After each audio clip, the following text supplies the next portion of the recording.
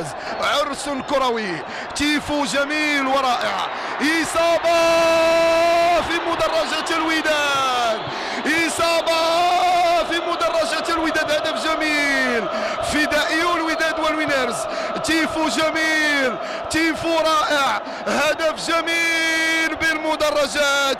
جماهير الوداد تبدع من خلال هذا التيفو، ويمكن أقول بأنه لجميع الإطارات العالمية هنا في المغرب ميد باي ماروكو، هكذا تصنع جماهير الوداد في انتظار جماهير الرجاء.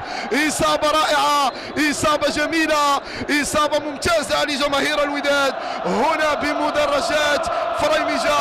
مركب محمد الخامس يكسو تيفو جميل، وانتظروا بعد قليل إصابة لا محالة ستسجل هنا بمدرجات رجاء بالمكانة. فدائي الوداد يرسمون تيفو رائع قبل انطلاق البداية، وبطبيعة الحال في الديربي رقم 117 تمريرة من مدرجات الرجاء في الزاوية وفي الجهة اليمنى ستكون تمريرة رائعة. إصابة في المكانة، إصابة في مدرجات المكانة. جماهير الرجاء تبدع وترد الهدف، هدف الوداد بهدف جميل. تعادل هنا في المدرجات بين جماهير الوداد وجماهير الرجاء، فيمكن أن أقول هذا هو الإبداع، وهذه هي صورة كرة القدم المغربية، وهذه هي رسالة الجماهير بأنهم يعشقون الإبداع داخل المدرجات.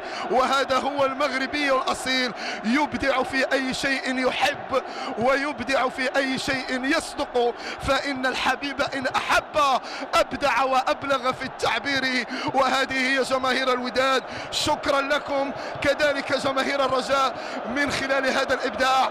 يمكن أقول بأنها رسالة قوية إلى الجميع بأنه لا خوف على كرة القدم الوطنية ما دام وراءكم لاعب اسمه لاعب رقم 12 يبدع ويتألق.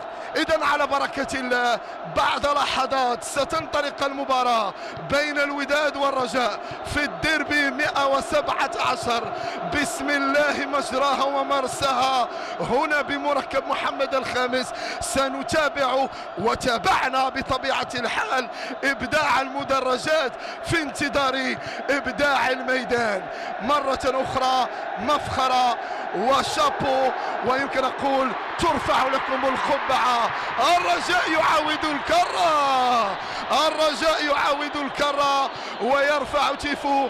طريق سيار في انتظار أن تكون العودة الميمونة لجماهير الرجاء ولفريقها لسكة النتيجة الإيجابية.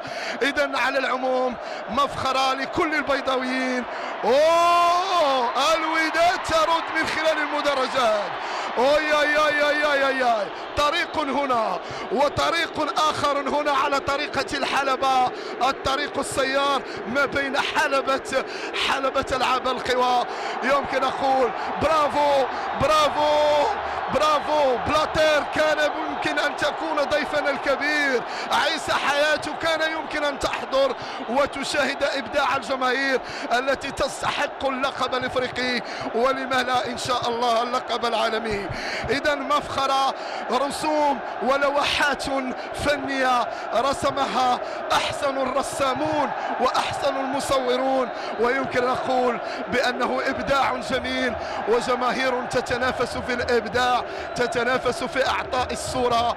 وأكيد بأنه مركب محمد الخامس ومدرجات مركب محمد الخامس ستظل شاهدة على التاريخ لتقول بأنه لا تستنجد بالأطلال فنحن حاضرون. فيمكن أقول إن كان البعض يقول بأنه المستوى بين تواضع حول اللاعبين وبين طريق يمكن أقول نحو الحسن والأحسن، فأسم وأقول شتان ما بين جماهير الأمس وجماهير اليوم. فالإبداع متواصل، فالإبداع متواصل. اعذروني إن لم أواصل بنفس الرتم لأنه الجماهير رفعتني وسحرتني بأشياء جميلة. إذا برافو للوداد، برافو للوينرز، برافو كذلك لكل إلترات الرجاء ولكل إلترات الوداد. فاليوم مع الإبداع إبداع جميل بين الطرفين، بين جماهير الوداد وبين جماهير الرجاء. فقلتها إن كانت ساحة جامع فنا هي مفخرة المراكشيين والمغرب، فكذلك مركب محمد الخامس في يوم من الأيام سيصير تراثا حضاريا وتراثا جماهيريا هنا بمركب محمد الخامس. إصابة